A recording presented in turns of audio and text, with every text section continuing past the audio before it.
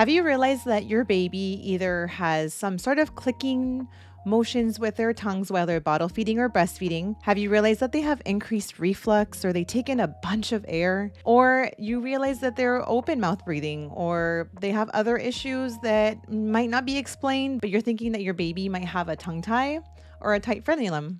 Check this video out. I'm Adriana. I'm a pediatric occupational therapist of 14 years. And I also had, unfortunately, 2 little ones who also had tongue tie releases or tight frenulum releases. Now, today I'm going to be talking a little bit about my own experience as a mother of 2 little ones with 2 different types of tongue ties, and also the babies that I have worked with as well in the NICU and in my own personal practice as well too. So stay tuned as we will dig into what is a tongue tie, who to work with, and what to do before, during, and after a tongue tie release. All right, so let's dig into what in the world is a tongue tie. A tongue tie is a tight frenulum or a little string that's under your tongue.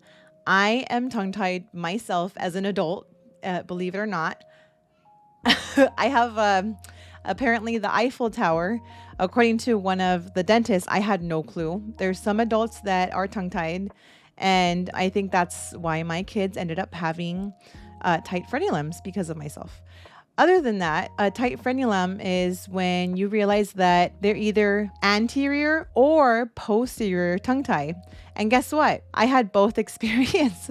My daughter had posterior tongue tie, and my son, who had an anterior tongue tie, he had his own issues. And I can go ahead and share with you a video up here of our own personal experience, what I went through and his own diagnosis that he ended up getting because he has a submucous cleft.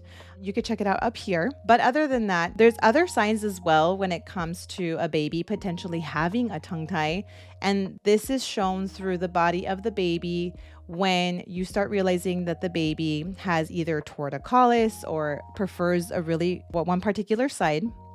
Another thing too is that the body is very tight, that they're very uncomfortable, and especially when they're doing tummy time.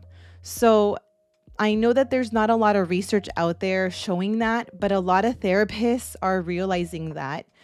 Now, I don't know if I'm going to get a lot of backlash from you guys or anything like that, but I need you guys to understand the anatomy part of it, where this little frenulum goes all the way down and it connects all the way down to the toes with fascia, really thin tissue that goes all the way down to the toes that can affect the entire body. So that's one thing that is very important for you guys to know of how a tongue tie can potentially affect a baby in that particular way. Now, you might be seeing some babies that might have a tongue tie and they're perfectly fine with their latch, probably because the tissue underneath the tongue is very lax and it's very stretchy, and they're able to somehow be able to latch onto the breast, and they do just fine. Now, I'm not saying that they can't have their tongue release. It's more based on functionality more than anything. And if the family is happy and the baby is happy, and if they have that particular tongue tie, then that's understandable and fine. But another thing that I always tell my families is make sure that if they don't have any speech issues or solid food issues later on as well with this particular tight frenulum, because it can affect them overall. So that's something to look at as well if you guys decide not to have their frenulum released. The tissues are so different in every single baby. Some baby might be a lot tighter than other babies, and a tongue tie that is either posterior or anterior is mainly diagnosed by a pediatric dentist, ideally a pediatric dentist who specializes in airway issues. And I'll explain a little bit about that in further detail. Yes, a pediatrician as well too, but I would prefer a pediatrician who is savvy and understands what tongue ties look like and how they are diagnosed, but also how they affect the baby. Now, that leads me to how can a tongue tie affect a baby? Now, I need you guys to understand that this new information is not very well known and very well versed in all countries. So this is new information, especially for new countries such as India, the Philippines, United Kingdom. United States is starting to get a lot more savvy, I suppose, as well as Canada, as well as Mexico, and believe it or not. I have realized that there are providers out there that do understand how a tongue tie can affect a baby. Now, one of the main things is that the baby has difficulty latching at the breast. They have clicking sounds, as I've mentioned before at the very beginning of the video. So clicking sounds like this, just like my daughter. And also it could be clicking sounds at the breast, clicking sounds at the bottle, or even clicking sounds with the pacifier as well too. One other thing too is increased spit ups or reflux and aerophagia. So aerophagia is when the baby is taking in a lot of air and they're gulping in a lot of air while they're bottle feeding or breastfeeding as well too. Now, the other one as well is when the baby seems very frustrated and pulls off constantly, either from the breast or from the bottle, which is something that I experienced a lot with my little son, my little guy, my firstborn. So I explained a lot of my feeding issues and things like that in my own personal story with my son. So again, check out that video. Again, longer feedings. If your baby is feeding for more than 30 minutes, closer to 45 to an hour, that's very long. That is not normal when you're taking more than 45-minute bottle feeds because they start losing weight. Bottle feeding is like exercise for babies, especially when they're newborns and they start losing weight rather than gaining calories. So a frenectomy is it's a really quick little procedure that they do. And there's different types of procedures that they end up doing, which is the CO2 laser. And that's what both of my babies got. But again, it depends how deep the wounds are for particular providers. So make sure you ask those questions. If you want a video of specific video of like body work or how to pick a provider for tongue release and that kind of thing, let me know in the comments below. I would love to talk about that in more detail. I just want to make this more of a concise video. So sometimes they do the CO2, sometimes they do a scalpel, sometimes they do scissors.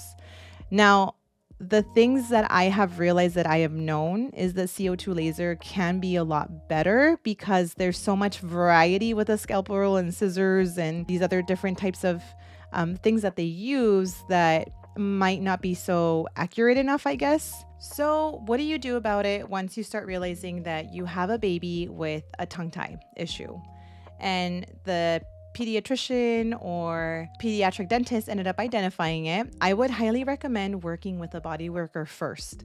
That was something that I didn't end up doing because I knew some body work techniques, but not fully because I was still pretty new at the time with it.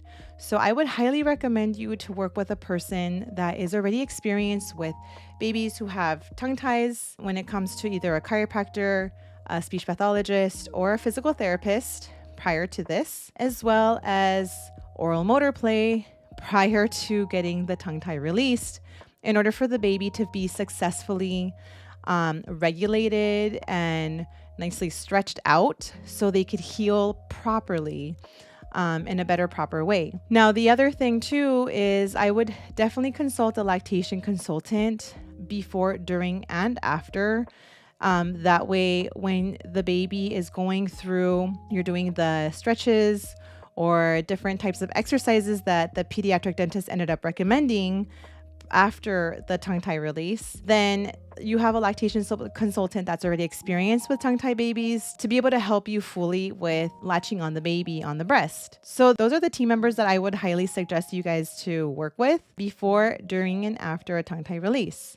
Now, if you want more details in terms of, oral motor play or body work or different types of little techniques that you guys could probably do in the meantime for free, go ahead and comment below. Also put little green hearts down below as well, so I know that you guys really like the video, and also a like and a subscribe. So other than that, I'm Adriana. I'm a pediatric OT. Thank you so much for listening to this video. If you want more detailed videos on any other specific topic when it comes to overall baby development or feeding in general, go ahead and discuss that below as well too. Thank you so much and have a great day.